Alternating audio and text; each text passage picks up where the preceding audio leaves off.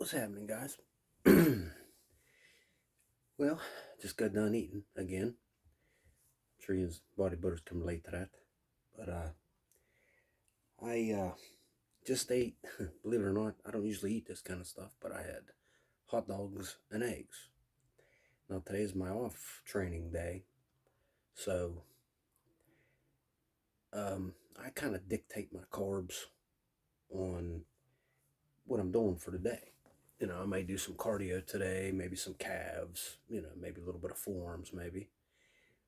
Uh, but I'm not going to need a whole lot of carbs to train calves and forearms. You know what I'm saying? You're not going to get that wore out doing that. Even if you do train hard, and you should train hard. That's the only way to make gains. There's no easy way out.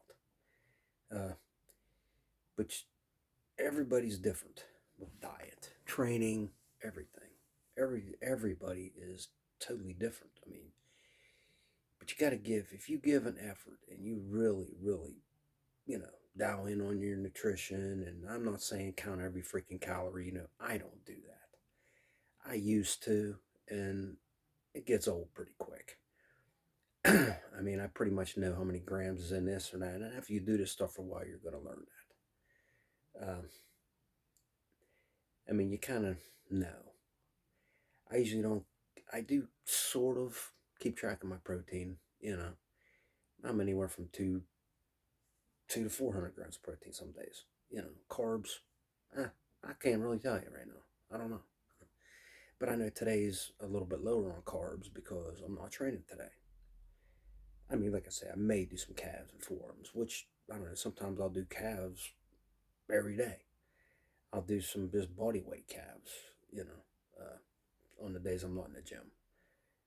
Calves respond to stuff like that. For me, they do. Maybe that won't work for you. You got to find out what works for you. You can't be a robot to, you know, you can't be looking for the optimal training approach, the optimal split. Science based this, science based that. Man, give me a break with that stuff. Come on. I mean, you know, look at all the old school guys. They didn't do all this science based shit. They just trained, man, you know, and they look better than any of these science based guys. Any of them. So, you know, let's get real. Basic movements, progressive overload, a little bit higher reps maybe on your isolation movements, a little lower reps on your compound movements. Use your common sense. That's not going to be a high rep movement, a bench press, unless you really want to do high reps on it, whatever. Uh, these movements are tailored for certain rep ranges. So if you look at it like that, it's not really that difficult to figure out. Even if you're doing isolation movements, you should still keep track of your progress. If you sit there and do lateral raises with 15-pound dumbbells for the rest of your life, your side delts ain't got no reason to grow. I'll tell you that right now. You can feel the burn, you can feel the pump, you can la-di-da-di-da all day long. Them delts are not going to grow. I can tell you that right now. You're going to have to move up to 30s or 25s or something. But you're going to have to move the weight up. That's all there is to it. A stronger muscle is a bigger muscle. It is. Whether you're doing higher reps, lower reps, the weight should never be light. The weight should be appropriate for the rep range you are using. If you're going sets of 15, that 14th one better be tough. It better be freaking tough. Because you ain't going to get shit out of that. As far as getting the pump, yeah, the pump's important, getting the blood flow and all that stuff. You should do both. You should train for the pump, you should train for strength. You should do them both, period. But I'm not saying you should do a million sets of a body part. You can if you want to. Just make sure you're eating enough, your recuperation. You got to tailor your workouts for your daily life activities, your job, this and that. A lot of things go into play with this. You can't just follow this guy or follow that guy. When I first started, I did that stuff too. We didn't have, social media and all that shit. Now, I'm glad we didn't. Honest to God, I'm glad we did not have that. back then because we had to learn for ourselves. Trial and error. Learn stuff out of magazines, man. I'm 56 years old, so none of this stuff was around. And but it taught me to think for myself, and try new things and this and that.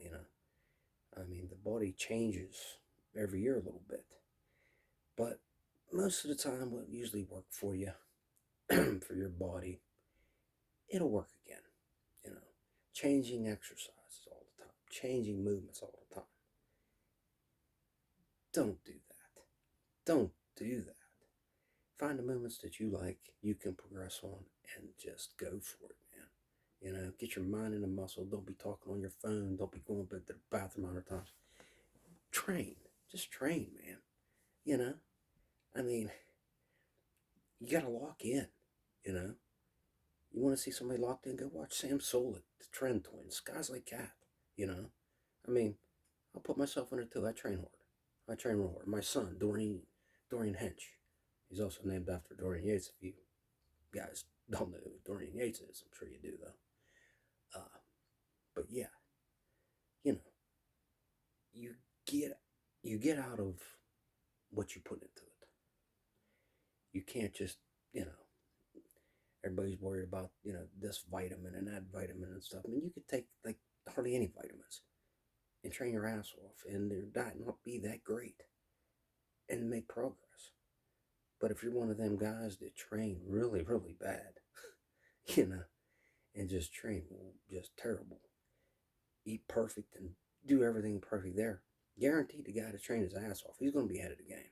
I don't care, every time.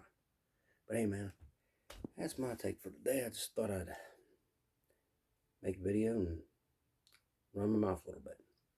You guys have a good one. Later.